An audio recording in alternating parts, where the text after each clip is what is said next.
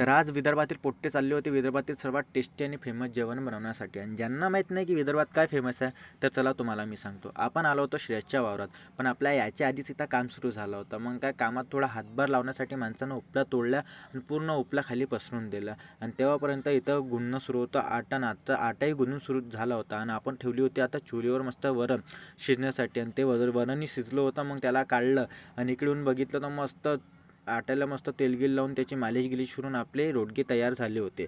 आता मस्त पूर्ण पेटून दिले आपल्या उपल्या आणि त्याच्यावर टाकले रोडगे. आणि ते रोडगे बनल्यापर्यंत काही ना काही माणसाला एंटरटेनमेंट पाहिजे ना. तर आपल्याजवळ होते हे गांधीजी ते 3 बंदर. आणि काय काम करून माणूस खूप जास्त थकला होता. आत्ता लागली होती जोरात भूक. तर मग काय आपली गरम गरम आलू वांग्याची भाजी आणि रोडगे झाले होते रेडी. मग हनुमान गेट टाकला खाण्यात आणि मस्त पोटपर्यंत जेवलं माणूस. आणि त्यानंतर निघालो आपण घरी जायसाठी. पण चला जाता जाता तुषारच्या गाडीची बॅटरी संपली. मग त्याला घरी सोडलं आणि आपण आलो घरी. आत्ता भेटूया उद्या. Bye bye.